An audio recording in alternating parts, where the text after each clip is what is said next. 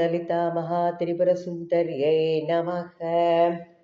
771வது நாம 148வது ஸ்லோகத்தில் அமைந்துள்ளது. இதில் 6 நாமாக்கள் 771 முதல் 776 வரை அடங்கியுள்ளது. துராராத்யா துராதர்ஷா பாடலி குசும பிரியா மகதி மேரு நிலையா மந்தார குசும பிரியா. துராராத்யா துர் ஆராத்யா, ஆராத்யா துர் ஆராத்யானா ஆராதனைக்கு அரியவளாக இருப்பவள். ஆராதனையால் நம்மளால அவளை ஆராதனை பண்ண முடியாத அளவுக்கு அவள் அப்பேற்பட்ட மகிமை வாய்ந்தவள். இப்போ நம்ம என்ன பண்றோம், அந்த உலகத்துல பிறந்தாச்சு. உலகத்தை பிறந்து நம்ம மனசை நம்மளுக்கு அந்த அந்தக்கரணத்துல உள்ள மனசை அடக்கி ஆள தெரியாதனால இஷ்டத்துக்கு நம்ம பொறிகள்லாம் என்ன சொல்றதோ அந்த போக்குல நாம எல்லாருமே போயிட்டு இருக்கோம்.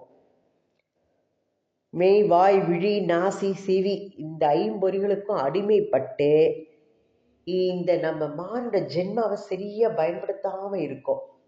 ஏற்கனவே சொல்லியிருக்கோம், இந்த 5 பொறிகள் எல்லாத்தையும் அம்பாளோட வழிபாட்டுல ஈடுபடும் போதுதான் நம்ம மேன்மை நிலைக்கு போக முடியும். நம்ம மக்களா இருந்தால் கூட இதையெல்லாம் ஒழுங்கான முறையில் நாம செயல்படுத்தலைன்னா நம்ம மக்களே இல்லை அப்படிங்கிறா. இப்போ மேன் மக்கள் ஆகிறதுக்கு அதுதான் கருவி கரணங்கள் எல்லாத்தையும் அடக்கி ஆளணும். அதற்கு அடிமைப்பட்டோம்னா நாம கீழ்நிலையில இருக்கோம்னு அர்த்தமா. நம்மள என்ன சொல்லலாங்கிறா, இந்த மாதிரி கீழ்நிலையில் இருக்கிறவா மாக்கள் அப்படின்னு சொல்லலாம். மக்கள் இல்லை, மாக்கள்னு சொல்லலாம்ங்கிறார்.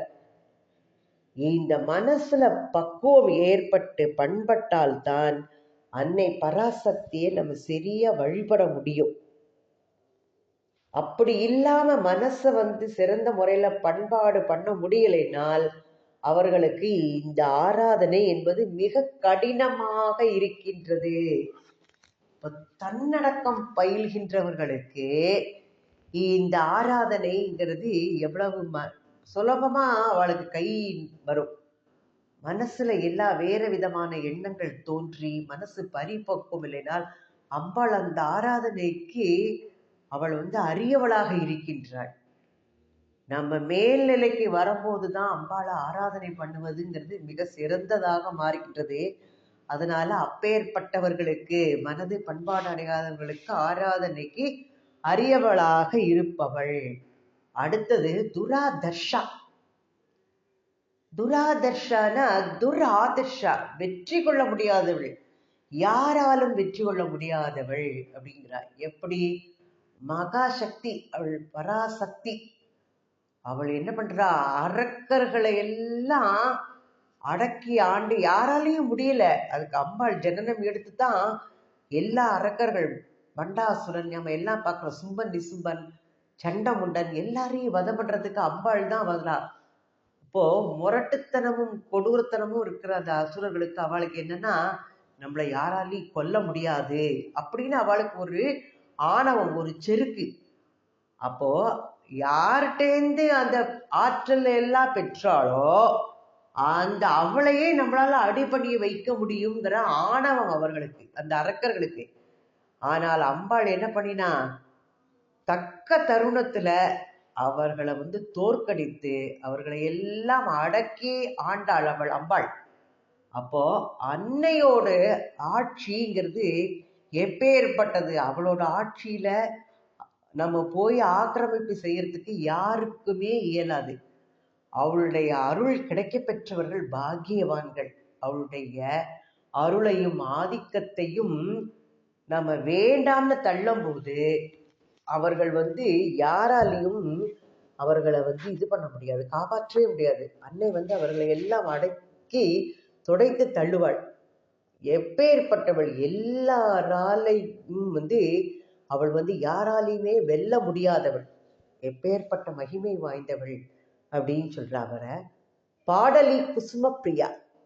பாடலி அடுத்த நாம 773வது நாமா. பாடலி அப்படி புஷ்பம்னா பாதிரி புஷ்பம்.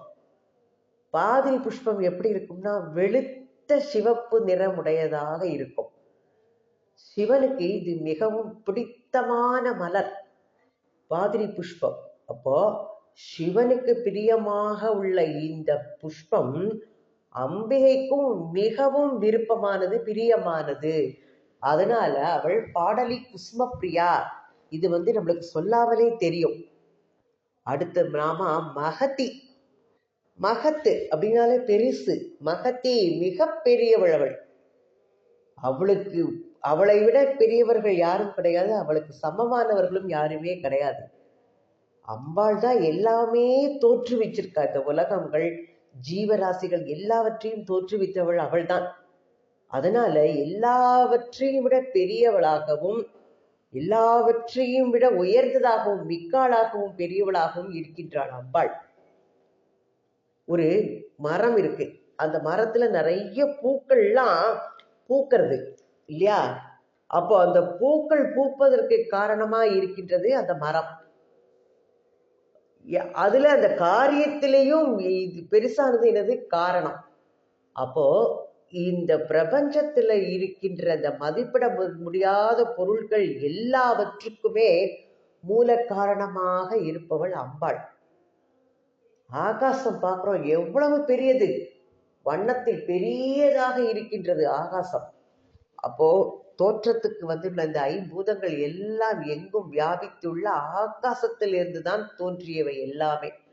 அந்த அளப்பரிய மகா ஆகாசமே அன்னையிடம்தான் தோற்றத்துக்கு வந்துள்ளது.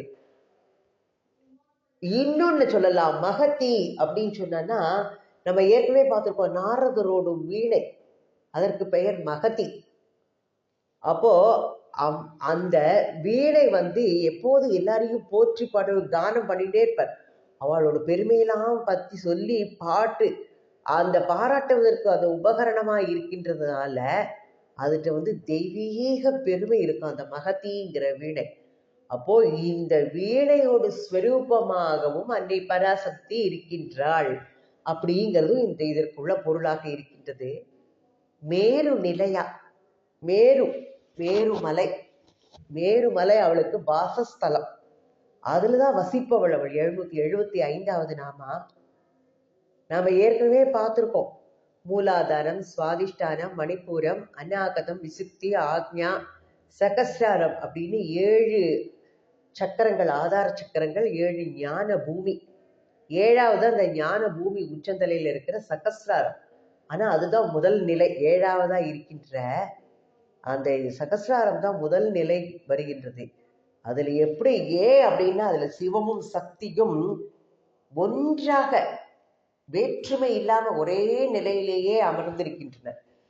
மேரு, சுமேரு, பொன்மலை அப்படின்னு சொன்னோம்னா இதெல்லாம் அந்த சகஸ்ராரத்துக்கு இருக்கின்ற 7வது ஞான பூமிக்கு அமைந்துள்ள பிற நாமாக்கள். கைலைக்கும் வடக்கே அமைந்துள்ளது அந்த மேருமலை. அது எப்படி இருக்கும்னா உருக்கிய தங்கம் போல பொன்மயமா தக்க தக்க தக்க தக்கன்னு பிரகாசிச்சுட்டு இருக்குமா. அதற்கு 3 உச்சிகள்.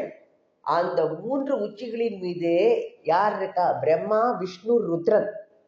அவற்றுக்கு நடுவுல 4வது உச்சி, இந்த 3 இதுக்கு நடுவுல 4வது உச்சியில அம்பாள் தன்னோட ஸ்ரீ நகரத்துல இருக்காளாம். அதற்கும் மேலான உச்சியில இருக்க அந்த 4வது நகரம். பண்டாசுரனோட அம்பாள் போர் புரியறாள், நம்மளுக்கு தெரியும். அவளை போர் பண்ணி அவனை தோற்கடிக்கிறா. அதற்கு அப்புறம்தான் அம்பாளுக்கும் காமேஸ்வரருக்கும் பொருத்தமான வாசஸ்தலம் வேணுமே அப்படின்னு சொல்லிட்டு தேவர்கள் எல்லாம் ஒன்று கூடி ஆலோசனை பண்ணி தேவ சிற்பியான விஸ்வகர்மாவையும் அசுர சிற்பியான மயனையும் கொண்டு இந்த மேரு நிலையத்தை அமைத்தார்கள் அப்படிங்கிறது ஒரு கோட்பாடு. அந்த இதுலதான் அவ 2 பேரும் வசிக்கின்றார்கள், மேரு நிலையா.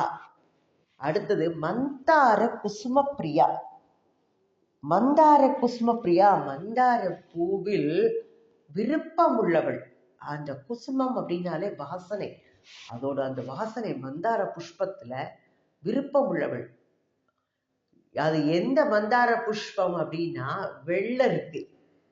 மந்தார புஷ்பம்னா வெள்ளருக்குன்னு சொல்லலாம். அதுல அம்பாளுக்கு மிகுந்த பிரியமா வெள்ளருக்கு என்றும் அதற்கு பெயர் அமைகின்றது மந்தார புஷ்பம். அதில் மிகுந்த விருப்பம் வைத்திருப்பவள் அம்பாள். அதனால மந்தார குஸ்ம பிரியா அப்படின்னு. அடுத்த நாமா 777வது நாமா 149வது ஸ்லோகத்தில் அமைந்துள்ளது. வீராராத்யா விராட் ரூபா விரஜா விஸ்வதோமுகி பிரத்யக் ரூபா பராகாஷா பிராணதா பிராணரூபிணி. 777வது நாமா வீராராத்யா. வீர ஆராத்யா, வீரர்களால் ஆராதனை பண்ணக்கூடியவள், வீரர்களால் போற்றப்படுபவள். வீரர்கள் அப்படின்னா யார சொல்வா? ஆண்மையும் வலிமையும் சேர்ந்து இருக்கிறவன மக்கள் என்ன பண்ணுவா? காளை அப்படின்னு சொல்லுவாங்க. வீரமா இருக்குமா. அப்போ அவன் என்ன பண்ணணும்? தர்மத்தையே எங்கும் நிலைநாட்ட அவன் முற்படுவானால் அவன் வீரன், சிறந்த வீரன் என்று பாராட்டப்படுகின்றான். அப்போ வலிமை மிக படைத்தவன் மேலும் வலிமையை பெற என்ன செய்ய வேண்டும் அப்படிங்கிறத தானே அவனுக்கு அறிந்து கொள்ளக்கூடிய சக்தி கிடைக்குமா. ஏன்னா அவன் தர்மத்துல நிலைப்பட்டு எல்லா காரியங்களும் செய்யும் போது அவனுக்கு பிறரால் சொல்லப்படாமலே எல்லாவற்றையும் அறிந்து கொள்ளக்கூடிய சக்தி கிடைக்கும். ஆற்றல்கள் அனைத்துக்கும் உறவிடம் யாரு? அம்பாள். அந்த அம்பாள் கிட்டக்க போய் அவன் சரணடைஞ்சிடுவான். அந்த அம்பாள்கிட்ட, இந்த அம்பிகையிடமிருந்து அதிக வீரியத்தை அவன் மென்மேலும் அடைகின்றான். அப்படி பெற்ற வீரியத்தை தர்மத்தின் பொருட்டு அவன் பயன்படுத்துகிறான் என்றால் அத்தகைய பெருமகனால் அம்பாள் போற்றப்படுவதால் வீர ஆராத்யா. அப்ப வீரர்கள்னா எப்பேற்பட்டவர்களா இருக்கணும்? வலிமையும் ஆண்மையும் தர்மத்தோடு இயங்க செயல்கள் செய்து அம்பாளை ஆராதனை பண்ணுவதனால அவன் சிறந்த வீரன் என்று போற்றப்படுகின்றான். அவன் அப்பேற்பட்ட வீரனால ஆராதிக்கப்படுபவள் அம்பாள். அதனால இந்த நாமா அவளுக்கு வீர ஆராத்யா. அடுத்த நாமா விராட் ரூபா. விராட ரூபம் அப்படின்னு சொன்னோம்னா இந்த ஸ்தூலமா கண்ணுக்கு தென்படுகின்ற இந்த பிரபஞ்சம் எல்லாமே அவள் தான் வடிவெடுத்திருக்கின்றாள். அப்பேற்பட்டவள். நம்ம கண்கள்லாம் ஞானக்கண் கிடையாது, ஊனக்கண்கள். நாம இந்த ஊனக்கண் கொண்டு பார்க்கிற இந்த பிரபஞ்சமே அன்னை தான் வடிவெடுத்திருக்கிறாளாம். எல்லா இடத்துலையும், எல்லா படித்திரங்கள், எல்லா நிலைகளிலும், எல்லா காட்சிக்குரிய எல்லாமாக அம்பாள் தான் இருக்கின்றாள். காண்பதற்கு அவளை தவிர வேறு ஒன்றுமே இல்லை. காண்பதெல்லாம் அவளாவே. எங்கெங்கு காணினும் சக்தியடா அப்படின்பர் பாரதியார். எங்கு நோக்கினாலும் எல்லாமே சக்தி மயமாக தோன்றும். எங்கெங்கு காணினும் சக்தியடா அப்படின்ட்டு. அப்போ அவளை அறிந்து கொள்ளாம இருக்கிறவா தான் அவளை தேடி தேடி அலைகின்றோம். எங்க இருக்கா? அவள் உள்ளே இருக்கா. அதை விட்டுட்டு நாம எங்கெல்லாமோ அவளை தேடி அலைஞ்சிட்டு இருக்கோம். நாம சரியான முறையில அவளை பொருள்படுத்த மாட்டேங்கிறோம். அப்படி நாம அதை தெரிந்து கொள்வோமானால் நாம எல்லாருமே அவளாலேயே அன்போடு பேணி பாதுகாத்து வளர்க்கப்படுகின்றோம் என்பது நமக்கு தெரிய வரும். கடவுளை காண்பதற்காக அவரை தேடி அலையிறதுல ஒரு பிரயோஜனம் கிடையாது.